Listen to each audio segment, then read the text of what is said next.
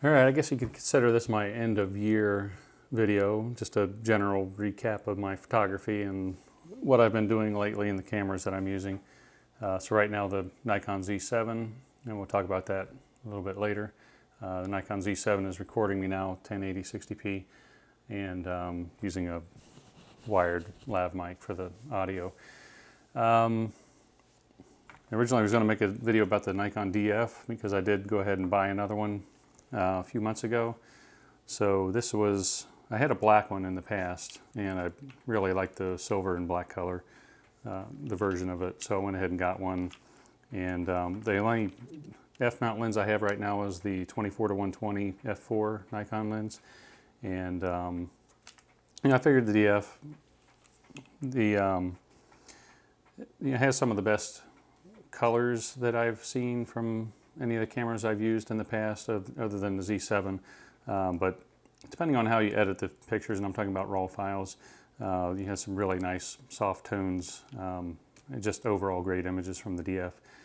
And that was even a lot of images from the cheaper lenses like the Tamron 28-300 VC and the Tamron 28-75 f2.8, which was not a cheap, it was a great lens optically, but it was pretty inexpensive. And nice thing about the DF is, or other DSLRs that are, the higher end recent models, and some of the old models like the D50 I think still had it. But they have the built-in focus motor in the body, so you can use a lot of those old lenses that have basically the screw drive for autofocus. So there's a focus motor in the body if you're not aware of that, and a little post that sticks out kind of like a flathead screwdriver almost, and it mates up to a slot in the lens on the older lenses to spin it for the autofocus. So you could use a lot of those old lenses, which are really cheap depending on what you buy, inexpensive. So there's that. And just overall I like the aesthetics of the DF and just thought it'd be nice as a long-term camera. It's 16 megapixels, excellent at high ISO. Still to this day is still one of the better cameras for high ISO. But it's maybe around $1,000 mark depending on what type of condition you find one in. So I think I've got this one from Japan. There's was that map camera over there. They end up shipping DHL, and there's a DHL facility not far from my house. It ended up really just being it was the DHL hub. So for me it ended up being like an overnight delivery. So that worked out really well too. So there's that. Just I don't know. I no real compelling reason that I should have bought a DF. And as it always works out, if I hadn't bought the DF, I probably would have, or maybe if I should say, if I hadn't bought the Fuji X-T30. And I'm trying to get away from the, the regrets of buying, I should have bought that, there's some other thing comes out. I'm trying to get away from that. I'm sick of switching around cameras.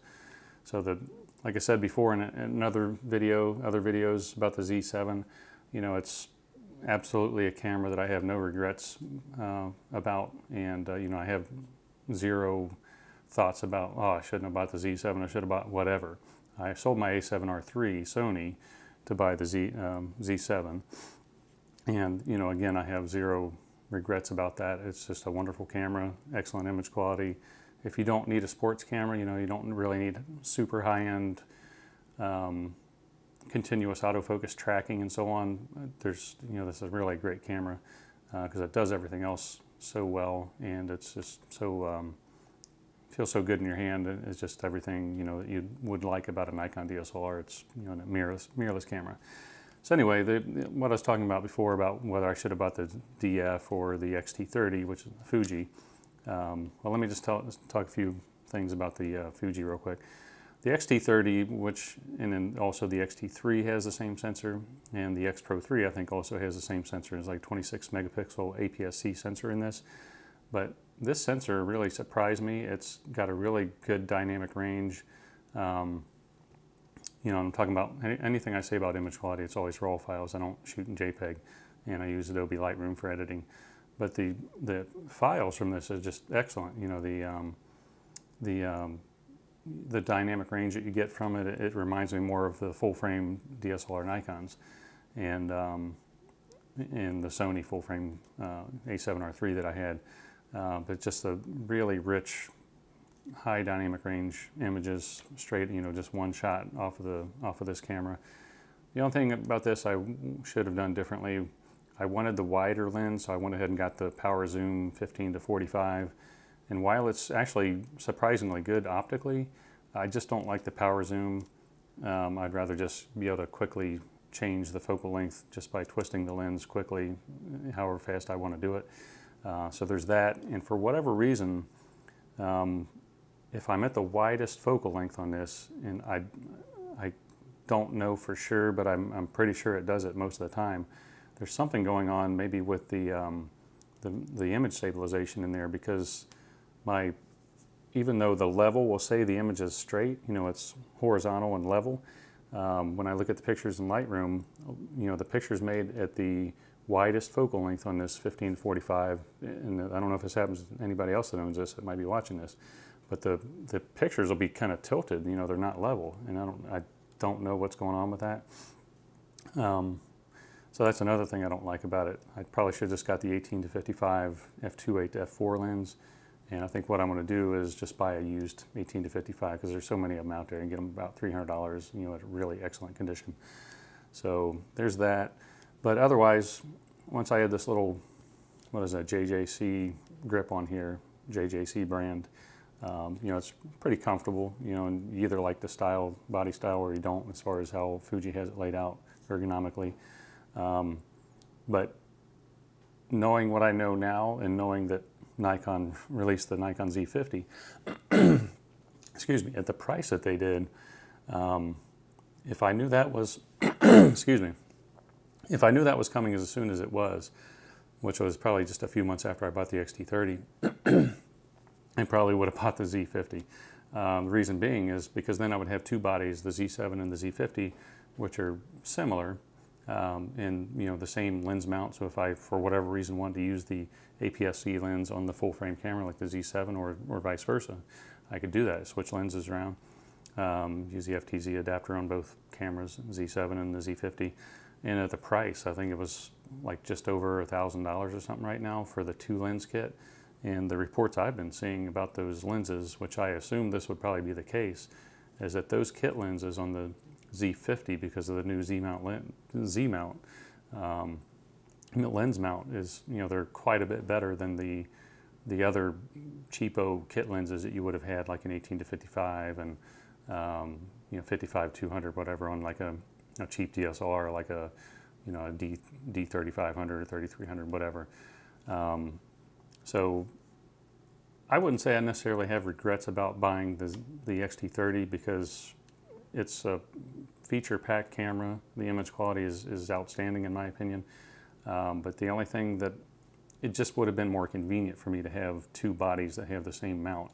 And I for a while there, I kind of like having something different, like a primary camera, like a Nikon DSLR, or now a Nikon Z7 full frame camera, and then a different brand, like even a Micro Four Thirds, like a GH5 or G9, Panasonic, or one of the Fuji APS-C cameras. I'd kind of gotten away from Fuji for a while because I wasn't really too thrilled about the X-Trans sensor and how Lightroom handles those files, but I really don't have any issues with Lightroom and the files from the X-T30, which again would be the same from X-T30, X-T3, and the X Pro 3. You still do get a little bit of that watercolor effect on some really fine details. If you've heard about that issue before, there is still a little bit of that there, which is unfortunate. You can get around that by using Capture One. If you use Capture One Pro or whatever it is, it handles the X-Trans files a lot better, but I'm all set up with Lightroom, been using it for years now, and I'm just not going to switch.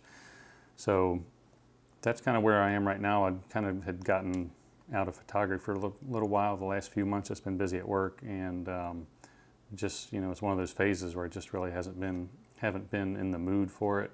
A lot of times I pick up my camera and just go around, shoot anything, and lately I just really haven't been feeling like doing that. Maybe just busy at work and whatever. So trying to get back into it, get back in the mood again. But yeah, so there's a little bit of information about the Nikon DF.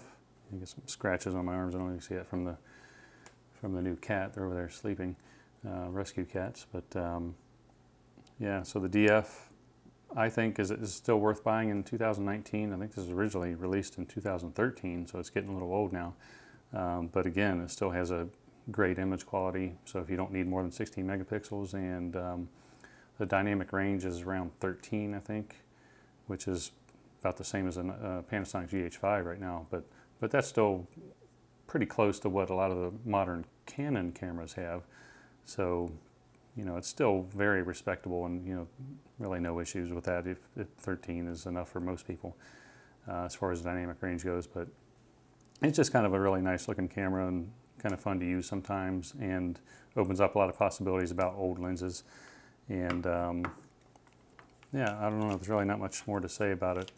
If you've seen a DF before, you know, that's what it is. There's not really any surprises. It's actually, I think it was still one of, at the time, it was Nikon's smallest DSLR that they made, a full frame, and it is a really rugged body.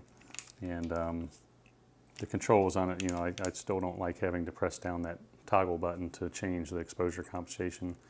And I still wish you could put the exposure compensation on one of these other dials. I can't remember how I set it up, but I know I had set one of the dials to be aperture, probably the rear dial, because since that's the easiest one to spin. So it's got this somewhat different vertical mounted dial in the front. So if I want to change the exposure compensation, it's going to be the, you know, this one here on the top. So that's what I'm going to stop with right now. There's really not a whole lot going on. You know, just check out my website. You know, the lots and lots of pictures there from a lot of different cameras, and, you know, a lot of fairly recent cameras like the Z7, the Panasonic G9, GH5, which GH5 is one of my favorite cameras. Probably should have kept that one, with the Olympus 12-100 f4 lens. That's really an outstanding lens. I love that combination, the GH5 and the 12-100 lens.